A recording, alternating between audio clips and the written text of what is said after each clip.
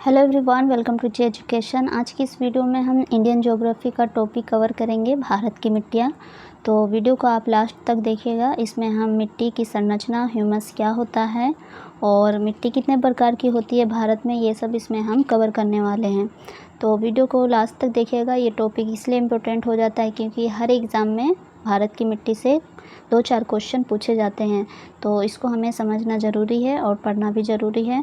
अगर आपको एक बार वीडियो से नहीं आता है समझ में तो आप इसको रिपीट करके दोबारा देखिए। अगर इस वीडियो से आपको मेरी वीडियो से समझ नहीं आ रहा है तो आप अदरवाइज़ किसी और की वीडियो भी देख सकते हैं। अगर आप 2-3 बार वीडियो को देखेंगे तो आपको उम्मीद है ये पूरा टॉपिक अच्छे से कवर हो जाएगा। तो चलिए इस वीडियो में हम आपको भारत की जो मिट्टियाँ है उसको यहाँ पर देखते हैं। तो नीचे आ जाते हैं। सबसे पहले हम कुछ बेसिक यहाँ पे जान लेते हैं कि मिट्टी बनता कैसे है, किस तरीके का होता है और मिट्टी में क्या क्या पाया जाता है। ये सब चीज़ें हम जान लेते हैं, फिर एक एक करके हम सारी मिट्टियों के बारे में यहाँ पे बात करेंगे। तो यहाँ पर मिट्टी जो है वो कैसे बनती है, मिट्टी किस तरीके का होता है वो देखते हैं। तो ज़मीन पर जो आपको सबसे ऊपर की जो परत, दानेदार वाली परत जो आपको दिखती है वही मिट्टी होती है। इसका निर्माण अनेक प्रकार के खनिजों, पौधों, गैस, वायु, जल से मिलकर, जंतुओं से मिलकर, उसके अवशेषों से मिलकर इसका निर्माण होता है मिट्टी का। और मिट्टी कुछ इस प्रकार का दिखता है। मिट्टी में अलग अलग प्रकार के कण पाए जाते हैं, जैसे हमारा हो गया मृत्तिका यानी कि क्ले, एक हो गया हमारा गाद, बालू, बजरी। अलग अलग प्रकार के कण पाए जाते हैं इसमें। तो इनका जो आकार के हिसाब से इनका क्रम देखते हैं हम। मृत्तिका जो है वो सबसे छोटा होता है आकार के हिसाब से, फिर उसके बाद गाद, फिर उसके बाद बालू, फिर उसके बाद बजरी। तो जिस कण का आकार जितना छोटा होता है उतना पानी उसमें सोखने की क्षमता अधिक होती है और सबसे अधिक मृत्तिका में पानी सोखने की क्षमता होती है। तो अब हम थोड़ा नीचे देखते हैं। यहाँ पर ह्यूमस क्या होता है। ह्यूमस आपने सुना होगा, ह्यूमस क्या होता है। तो ह्यूमस को देख लेता है, ये किस तरीके का दिखता है। यहाँ पर देखिए पिक्चर है। ये गाढ़े भूरे या काले रंग का कार्बनिक पदार्थ होता है। पेड़ पौधे, सूक्ष्म जीव के अपघटन से जो कार्बनिक पदार्थ निर्मित होता है उसको यह हम ह्यूमस कहते हैं। ये भारतीय मृदा में यानी कि भारत की मिट्टी में कम मात्रा में पाई जाती है। तो 8 तरह की लगभग मिट्टी है इंडिया की, तो उसमें बहुत ही कम मात्रा में आपको ये ह्यूमस देखने के लिए मिलेगा यहाँ पर। तो एक चीज़ मैं और यहाँ पे आपको बता दूँ, इंडिया की जो मिट्टी है, जो भी 6-7-8 मिट्टी है, वो उसमें आपको 3 एलिमेंट्स की कमी दिखाई देगी यहाँ पर। एक हो गया आपका नाइट्रोजन, एक हो गया आपका फास्फोरस, एक हो गया आपका ह्यूमस। ये तीनों किसी न किसी में कम मिलेगा आपको यहाँ पे देखने के लिए। तो अलग अलग मिट्टी में ह्यूमस की मात्रा अलग अलग होती है। ह्यूमस मिट्टी में नमी को बनाए रखने का काम करती है। तो ह्यूमस ज़्यादा इम्पोर्टेंट हो जाता है क्योंकि नमी को ये बनाए रखने का काम करती है। भारतीय कृषि अनुसंधान परिषद ICAR ने मिट्टी को रंग, आकार, संरचना के आधार पर 8 भागों में डिवाइड किया है। तो पहली हमारी है जलोढ़ मिट्टी, दूसरी काली, तीसरी लाल या पीली मिट्टी, चौथी लेटराइट, 5वीं शुष्क और छठी है लवणीय मिट्टी और 7वीं पीटमय मिट्टी, 8वीं वन मिट्टी। तो ये 8 प्रकार की मिट्टी भारत में पाई जाती है। तो अब हम एक एक करके हर मिट्टी के बारे में जानेंगे यहाँ पर। तो नीचे आ जाते हैं। सबसे पहले आ जाता है यहाँ पर हमारा जलोढ़ मिट्टी। तो जलोढ़ मिट्टी कुछ इस प्रकार का दिखता है। इसे दोमन मिट्टी या कछारी मिट्टी के नाम से भी जानते हैं हम। तो दोमन अगर पूछ लिया जाए या कछारी पूछ लिया जाए तो इससे कंफ्यूज नहीं होना है, ये दोमन मिट्टी के ही नाम है। बालू, इसमें बालू की जो मात्रा होती है 40% होती है। मृत्तिका की मात्रा वो भी 40% और गाद इसमें 20% पाया जाता है। यहाँ पे आप मैप में देख रहे होंगे, ये पूरा जो आपको रेड कलर का दिख रहा है ये पूरा यानी कि दोमन मिट्टी का एरिया है। ये भारत की सबसे उपजाऊ मिट्टी है, इसलिए जलोढ़ मिट्टी को अन्य मिट्टी की तुलना में कम उर्वरकों की आवश्यकता होती है। ये भारत में सबसे उपजाऊ मिट्टी होती है। कौन सी? जलोढ़ मिट्टी। दोमन मिट्टी देश के कुल क्षेत्रफल के लगभग 40% भाग में ये दोमन मिट्टी पाया जाता है। इंडिया का जो पूरा क्षेत्रफल है उसके 40% में यही वाली मिट्टी आपको मिलेगी। भारत के सर्वाधिक क्षेत्र में यही वाली आपको मिट्टी देखने के लिए मिलेगी। ये मिट्टी भारत के पंजाब से असम तक के विशाल मैदानी भाग के साथ साथ नर्मदा, महानदी, गोदावरी, कृष्णा नदी घाटियों में फैली हुई है। तो यहाँ पे देखिए पंजाब, यहाँ से लेके आपको पूरा ये मैदानी क्षेत्र हो गया नदी का, ये पूरा इधर से लेके फिर तट वाला में भाग हो गया, इधर पूरा इधर ये फैला हुआ है तट्टे मैदान के। और उत्तर की तरफ जो मैदान है उधर भी ये मिट्टी का विस्तार पाया जाता है। तो इस मिट्टी में जो होता है वो पोटास चूना हो गया आपका, फास्फोरस एसिड प्रचुर मात्रा में पाया जाता है इसमें, पर नाइट्रोजन और ह्यूमस की कमी पाई जाती है। तो मैंने आपसे कहा है कि इंडिया में जितनी भी मिट्टी है उसमें आपको 3 एलिमेंट्स की जो है वो कमी मिलेगी, 3 तत्वों की। एक हो गया नाइट्रोजन, फास्फोरस, ह्यूमस। तो ये थोड़ा ध्यान में रखना है आपको। तो जलोढ़ मिट्टी में नाइट्रोजन और ह्यूमस की कमी होती है। ये मिट्टी धान यानी कि चावल की खेती के लिए सबसे अच्छी होती है। चावल की खेती के लिए जलोढ़ मिट्टी सबसे अच्छी होती है।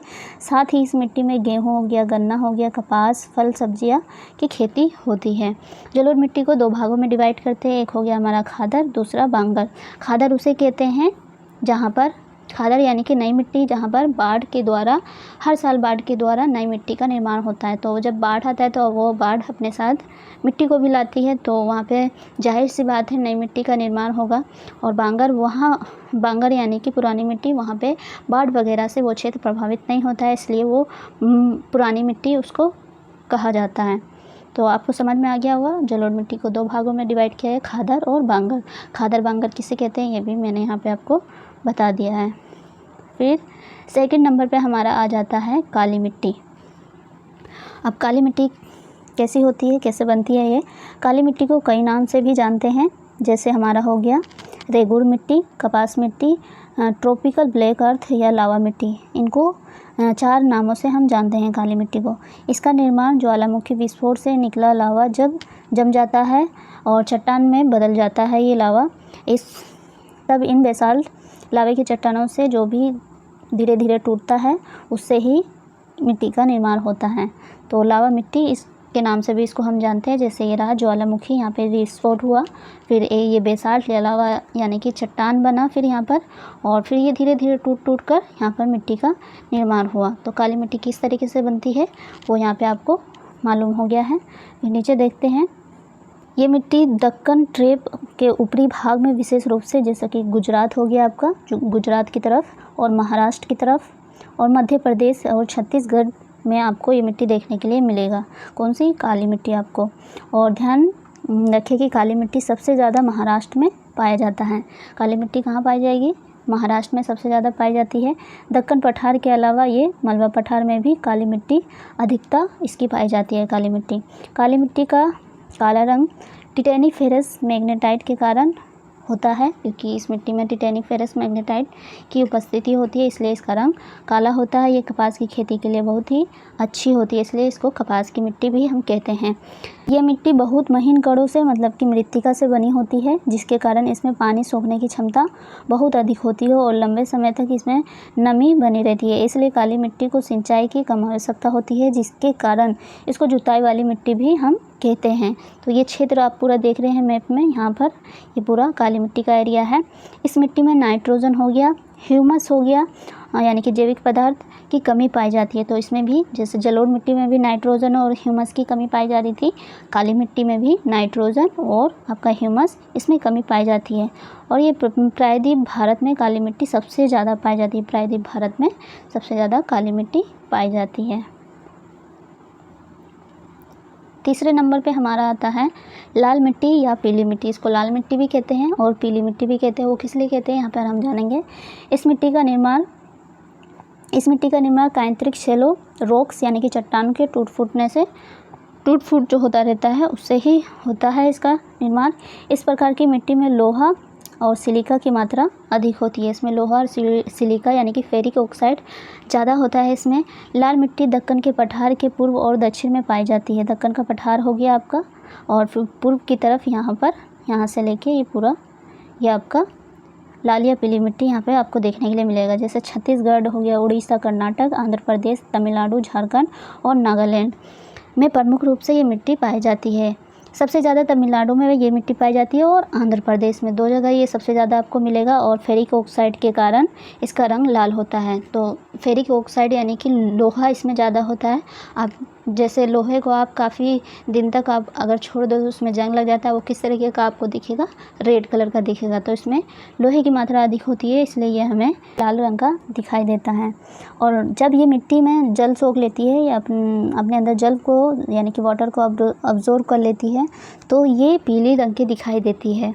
इस मिट्टी में नाइट्रोजन हो गया, ह्यूमस हो गया, की मात्रा कम होती है। तो मैंने कहा नाइट्रोजन, ह्यूमस और एक होता है आपका फास्फोरस। ये जो 3 एलिमेंट्स है ये आपको इंडिया की मिट्टी में ये कमी देखने के लिए मिलेगी। तो ऊपर भी जो जलोढ़ मिट्टी थी, काली मिट्टी थी, दोनों भी नाइट्रोजन और ह्यूमस की कमी मिली थी। लाल पीली मिट्टी में भी नाइट्रोजन ह्यूमस की कमी मिल रही है। यहाँ पर ये मिट्टी बजरी युक्त, बलुई और छिद्रयुक्त होती है, इसलिए ये बाजरे की खेती के लिए बहुत उपयुक्त होती है। ये मिट्टी आलू और फलों के लिए भी अच्छी होती है। तो ये पूरा एरिया है, यहाँ पे देख लेंगे आप। और ये नागालैंड हो गया इधर, इसमें इस एरिया में यहाँ पर ये लाल या पीली मिट्टी पाई जाती है।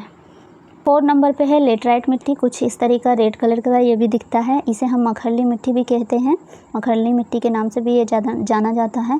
लेटराइट मिट्टी उच्च तापमान यहाँ पे जहाँ पे टेम्परेचर ज़्यादा होगा और रेन जो है अत्यधिक जहाँ पर बारिश होगी वहाँ पे इसका निर्माण होता है और निछालन के कारण इसका निर्माण होता है। ये मिट्टी गीली होने पर दही की तरह लिपलिपी आपको दिखाई देगी और सूख ना जाने पर आपको कठोर, बिल्कुल ही कठोर यानी कि एक ईंट जो होता है उसकी तरह आपका बन जाता है। और लेटराइट मिट्टी से ही ईंट बनाई जाती है। ये आपको ध्यान रखना, जो भी मकान वगैरह जो बनते हैं इसमें जो ईंट लगती है वो लेटराइट मिट्टी से ही बनाई जाती है। लेटराइट मिट्टी में लो ऑक्साइड एल्युमिनियम हो गया, इसकी मात्रा भरपूर मात्रा में पाई जाती है इसमें। और लोह ऑक्साइड की उपस्थिति के कारण ही इसका रंग लाल होता है। जिसमें लोहा ज़्यादा होगा वो रंग हमें लाल कलर का दिखाई देगा। तो ये एरिया है इसका, यहाँ पर ये लेटराइट मिट्टी है। इस मिट्टी में चूना हो गया, नाइट्रोजन, ह्यूमस की कमी पाई जाती है। ये 3 एलिमेंट से इसकी कमी पाई जाती है, क्योंकि ज़्यादा वर्षा के कारण ह्यूमस जो होता है वो जल में घुलकर मिट्टी के नीचे चला जाता है। ये मिट्टी मुख्य कर्क रेखा और मकर रेखा के बीच वाला जो भी स्थान हो गया, जो भी राज्य हो गया उसमें मिलता है। जैसे कर्नाटक हो गया, केरल हो गया, तमिलनाडु, महाराष्ट्र, उड़ीसा, पश्चिम बंगाल, मेघालय, इन सब राज्यों में आपको देखने के लिए ये मिट्टी मिलेगा। जैसे कर्क रेखा यहाँ ये रहा और मकर रेखा यहाँ पर है, तो उनके बीच का जो एरिया है तो वहाँ पर ये मिट्टी आपको देखने के लिए मिलेगा। कौन सी? लेटराइट मिट्टी। और लेटराइट मिट्टी, ये मिट्टी प्राय कम उर्वरकता वाली होती है, क्योंकि बहुत ही कम उर्वरकता वाली होती है। फिर भी उर्वरकों का प्रयोग करके इसमें कपास, चाय, काजू हो गया, गन्ने की खेती इसमें की जाती है। ये मिट्टी चाय, इलायची और काजू, चाय, इलायची और काजू के लिए बहुत ही उपयुक्त होती है। कौन सी मिट्टी? लेटराइट मिट्टी। केरल, आंध्र प्रदेश, तमिलनाडु, लाल लेटराइट मिट्टी काजू के फसल के लिए बहुत ही उपयुक्त मानी जाती है। केरल का हो गया, आंध्र प्रदेश और तमिलनाडु की जो भी लेटराइट मिट्टी है वो काजू के लिए बहुत ही अच्छी मानी जाती है। तो ये पूरा एरिया है, ये मैप में ये रहा, ये सब लेटराइट मिट्टी है। तो 5th नंबर पे हमारा है लवणीय मिट्टी। लवणीय मिट्टी अब देखते हैं। तो ऊपर की मिट्टी जो 4 मिट्टी थी वो ज़्यादा भागों में ज़्यादा मात्रा में पाई जा रही थी, लेकिन नीचे की जो 4 मिट्टी वो बहुत ही कम मात्रा में पाई जाती है। तो लवणीय मिट्टी किसे कहते हैं? जब मिट्टी में नमक की मात्रा बढ़ जाती है तो उसको हम लवणीय मिट्टी कहते हैं। तो यहाँ पे आपको ये दिख रहा होगा, आपने देखा होगा कभी कि मिट्टी के ऊपर नमक नमक की तरह हमें दिखता है कभी कभी, तो वो लवणीय मिट्टी होती है। अब ये किस तरीके से उसमें नमक आता है ये देखते हैं। मिट्टी में नमक की मात्रा खराब आबहवा तंत्र और शुष्क जलवायु के कारण इसमें नमक की मात्रा अधिक हो जाती है। शुष्क जलवायु यानी कि इससे तात्पर्य है कि जहाँ पर भी 250 मिमी से कम वर्षा होती है वहाँ पे शुष्क जलवायु पाया जाता है। एक रेह के नाम से एक हो गया हमारा ऊसर और एक है क्या कल्लर, इन 3 नाम से भी इसको हम लवणीय मिट्टी को जानते हैं। लवणीय मिट्टी में सोडियम हो गया, कैल्शियम, पोटेशियम, मैग्नीशियम की मात्रा अधिक होती है लवणीय मिट्टी में। भारत में सबसे ज़्यादा ये मिट्टी गुजरात में पाई जाती है, तो गुजरात यहाँ पर है। गुजरात में सबसे ज़्यादा ये मिट्टी पाई जाती है और ये कुछ स्थान ये रहा छोटा थोड़ा सा, तो इसमें लवणीय मिट्टी पाई जाएगी। 6 नंबर पे हमारा है सूक्ष्म मिट्टी। सूक्ष्म मिट्टी कुछ इस तरीके का आपको दिखेगा। शुष्क यानी कि रेगिस्तान में जो मिट्टी पाई जाती है उसको ही हम शुष्क मिट्टी कहते हैं, या रेतीली मिट्टी या रेगिस्तानी मिट्टी भी कहते हैं हम। इस मिट्टी का रंग लाल होता है, इसका रंग भी लाल होता है। ये मिट्टी दिखने में बलुआई और प्राकृतिक में लवणीय होती है। इसमें नमक की मात्रा अधिक पाई जाती है इस मिट्टी में भी, साथ ही ह्यूमस और नमी की कमी होती है। इसमें ह्यूमस और नमी की बहुत ज़्यादा कमी होती है। इस प्रकार की मृदा पश्चिम राजस्थान में पाई जाती है। तो राजस्थान में आप देखेंगे वहाँ पे पानी बिल्कुल भी, इसलिए वो उसमें बिल्कुल भी पानी नहीं होता उस मिट्टी में, इसलिए वो बिल्कुल रेतीली जैसी होती है। तो यहाँ पर राजस्थान है, ये एरिया आप देख लेंगे, यहाँ पर शुष्क मिट्टी आपको मिलेगी, यानी कि सूखी सूखी मिट्टी, बिल्कुल रेत वाली मिट्टी आपको देखने के लिए मिलेगी। यहाँ पे फसल जो करना है वो बहुत ही मुश्किल है, बहुत ही नामुमकिन है यहाँ पे फसल को उगाना। तो 7 नंबर पे है पर्वतीय मिट्टी। तो पर्वतीय मिट्टी से आपको समझ में आ गया, ये हिमालय पर्वतीय क्षेत्र में इसका पाया जाता है, विस्तार पाया जाता है। हिमालय आप देखेंगे पूरा ऊपर से लेके यहाँ तक इधर फैला हुआ है। पर्वतीय मिट्टी में कंकड़ और पत्थर की मात्रा अधिक होती है। पर्वतीय मिट्टी में भी पोटास, फास्फोरस और चूना जो होता है वो कम होता है। पहाड़ी क्षेत्र में खास करके बागानी कृषि जैसे कि चाय हो गया, ये अधिक वहाँ पे फसल, ये वाली फसल की जाती है। पहाड़ी क्षेत्र में ही झूम की खेती होती है, जो सीढ़ीनुमा जो करके सीढ़ी की तरह जो बनाई जाती है उसमें खेती की जाती है। और झूम की खेती ही पहाड़ी क्षेत्र में होती है। और पर्वतीय क्षेत्र में सबसे ज़्यादा गरम मसाले की खेती होती है। तो इस इलाके में आपको, इस वाली मिट्टी में सबसे ज़्यादा गरम मसाले की खेती देखने के लिए यहाँ पे मिलेगा आपको। तो 8वां है हमारा पीठमय मिट्टी या दलदली मिट्टी भी इसको कहते हैं, जैविक मिट्टी भी इसको कहते हैं। दलदली मिट्टी से भी जानते हैं ज़्यादा इसको। तो ये मिट्टी भारी वर्षा यानी कि जहाँ पर ज़्यादा वर्षा और उच्च आर्द्रता जहाँ पर होता है उस वाले क्षेत्र में ये मिट्टी पाई जाती है, दलदली मिट्टी पाई जाती है। वहाँ पर जैव पदार्थ की अधिकता के कारण मिट्टी में ह्यूमस और जैव तत्व की पर्याप्त मात्रा में उपस्थिति होती है। तो देखिए आपको ये जो ह्यूमस जो है वो सारी मिट्टी में कम मात्रा में मिल रही थी, लेकिन यहाँ पर जो दलदली मिट्टी है इसमें सबसे ज़्यादा पाई जाती है ये। और ये मिट्टी गाढ़े काले रंग की दिखाई देगी आपको, गाढ़े और काले रंग की होगी ये। भारत में दलदली मिट्टी का क्षेत्र केरल हो गया आपका, उत्तराखंड, पश्चिम बंगाल, इसमें पाया जाएगा ये। और इस मिट्टी का सबसे बड़ा गुण ये है कि इसमें जीवाश्म की प्रचुरता होती है, इसी कारण इसे जैव मृदा कहा जाता है। जीवाश्म की इसमें अधिकता होती है इसलिए इसमें जैव मृदा कहा जाता है। लेकिन यहाँ पर जो है, जो बंगाल की खाड़ी की तरफ का जो एरिया हो गया ये सब, जहाँ पर वर्षा ज़्यादा होती है, तो वहाँ पर इतनी खेती करने की संभावना नहीं है, फिर भी की जाती है, कुछ उगाया जाता है वहाँ पर, किया जाता है। तो ये बहुत ही अच्छी मिट्टी होती है। तो ये एरिया आप देख लीजिए, यहाँ पर ये रहा। तो दलदली मिट्टी यहाँ पे कंप्लीट हो गई। और कुछ पॉइंट्स यहाँ पे हम देख लेते हैं मिट्टी से रिलेटेड। देश में मिट्टी का जो विस्तार है उसका क्रम वाइज देख लेते हैं कि कौन सी मिट्टी कितनी पाई जाती है। सबसे ज़्यादा जलोढ़ मिट्टी मिलेगी, उसके बाद लाल या पीली मिट्टी, उसके बाद काली मिट्टी, उसके बाद लेटराइट मिट्टी। ये 4 मिट्टी जो है वो इस हिसाब से मिलेगी। सबसे ज़्यादा जलोढ़, फिर पीली या लाल, फिर काली, फिर लेटराइट। और जो भी नीचे की 4 मिट्टी है वो बहुत कम मात्रा में पाई जाती है। भारत में सभी मिट्टियों में जैविक पदार्थों की कमी पाई जाती है, लेकिन काली मिट्टी में कुछ मात्रा में जैविक पदार्थ की उपस्थिति होती है। भारत में सभी मिट्टी जो है उसमें जैविक पदार्थ की कमी होती है, लेकिन काली मिट्टी में ओनली जैविक पदार्थ पाया जाएगा। और ये पूरा इसमें एक पूरा मैप बना दिया गया है यहाँ पे, तो इसको देख के आप समझ सकते हैं यहाँ पर। तो मृदा अपरदन क्या होता है यहाँ पे ये देखते हैं। ये एक प्रमुख समस्याएं हैं, तो इसको देखना जरूरी है। यहाँ पर क्या होता है ये यहाँ पर देख लेते हैं। तो मृदा क्षेत्र में प्लांट्स जो होते हैं नहीं होने के कारण होता है। प्राकृतिक कारणों के चलते मृदा यानी कि मिट्टी का खंडित यानी कि टूट टूट कर बह जाना, इसे ही मृदा अपरदन कहलाता है। धीरे धीरे वो बह जाना या टूट जाना, वो किसी के भी कारण से, बहुत कारण से होता है ये चीज़। तो कितने कारण से होता है, जैसे कि तीव्र मूसलाधार बारिश हो गई, इसके कारण भी मृदा का अपरदन होता है। वनों की कटाई हो गई, जब वन नहीं रहेगा, अगर मान लिया बाढ़ वगैरह आया तो वन जो होते हैं वो मिट्टी को रोकने का काम करते हैं, तो वनों की कटाई हो गया। झूम कृषि हो गया, जो भी झूम कृषि जो सीढ़ीनुमा जो खेती की जाती है, ऊपर का जो भी उर्वरक वाला सामान होता है उसको निकाल लिया जाता है, यानी कि नष्ट कर दिया जाता है। तो तीव्र वायु का चलना, ज़्यादा तेज़ हवाओं का चलना, इससे भी जो भी मिट्टी होती है उसको उड़ा के, ऊपर की जो मिट्टी होती है उसको उड़ा के ले जाती है। अवैज्ञानिक कृषि, अत्यधिक सिंचाई और उर्वरक का उपयोग करना, जो भी अब कृषि होती है, खेती होती है जिस तरीके से, खुदाई, सड़क निर्माण, बांध का निर्माण, इन सब तरीक़ों से मृदा अपरदन होता है। तो मृदा अपरदन कितने प्रकार के होते हैं वो देखते हैं यहाँ पर। 4 प्रकार के मृदा अपरदन होते हैं। एक होता है अस्फाल अपरदन, परत अपरदन, रील अपरदन और नालिका अपरदन। तो ये 4 प्रकार का होता है। जब वर्षा की बूंद जब सीधे मिट्टी पर गिरती है तब मिट्टी के कण मुख्य भूमि से अलग हो जाते हैं। तो आपने देखा होगा जब बारिश होती है तो बारिश जैसे ही बूंद नीचे गिरती है तो वहाँ पे हल्का गड्ढा हो जाता है, तो इसको अस्फाल अपरदन कहते हैं। इसके ज़रिए से भी ऊपर की जो मिट्टी है धीरे धीरे वो हट गया और वो फिर पानी के ज़रिए वो बह जाएगा, तो उसको अस्फाल अपरदन कहते हैं। ये यहाँ पे इसका चित्र है।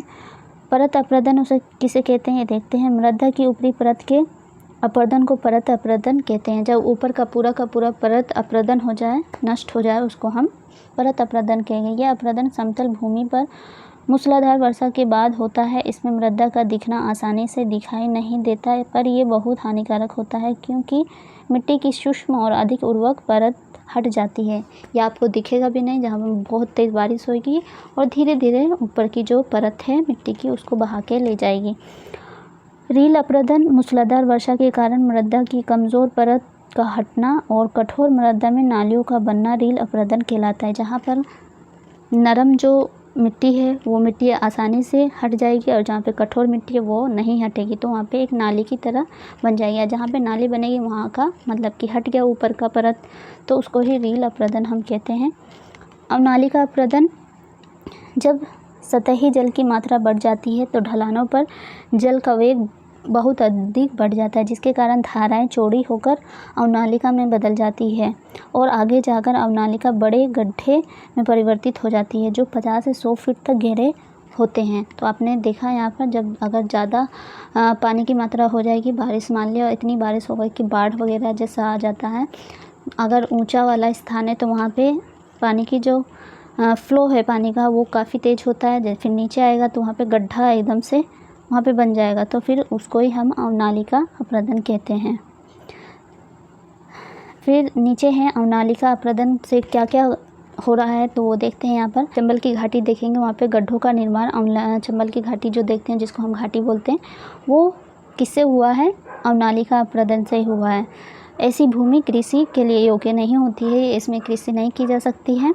सबसे ज़्यादा मध्य प्रदेश के मुरैना ज़िले में चंबल और अन्य नदियों के अवनालिका अपरदन के कारण भूमि बंजर हो गई और वहाँ पे मुरैना जो ज़िला है वहाँ पे बहुत ज़्यादा अपरदन के कारण वहाँ की भूमि जो है वो बंजर हो गई और वहाँ पे बंजर भूमि पे खेती नहीं की जा सकती। और ये जो ऊपरी परत है वो बहुत ही सालों में बनने में काफ़ी टाइम लगता है मिट्टी को बनने में, ये नहीं कि आपका कुछ ही समय में ये बन जाता है, बहुत ही ज़्यादा टाइम लगता है बनने में, एक परत को बनने में। तो इसीलिए मिट्टी हमारे लिए कितनी ज़्यादा इम्पोर्टेंट हो जाती है ये जानना यहाँ पर ज़रूरी है। मृदा का क्रम देख लेते हैं, सबसे ज़्यादा किससे अपरदन होता है, उसके बाद किससे होता है। ये सबसे ज़्यादा असफाल अपरदन से होता है मृदा अपरदन, फिर होता है परत अपरदन, रील अपरदन, फिर होता है अवनालिका अपरदन। तो इसका क्रम वाइज है, सबसे ज़्यादा होगा असफाल अपरदन से।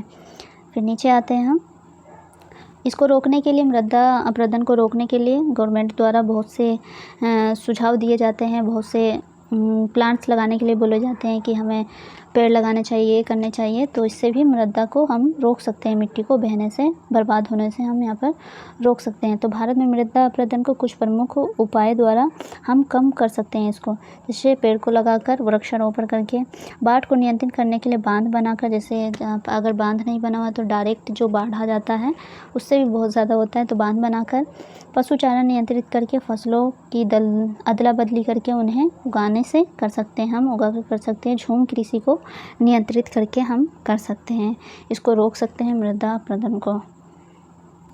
तो उम्मीद है ये आपको यहाँ पे सब कुछ क्लियर हो गया होगा मिट्टी से रिलेटेड।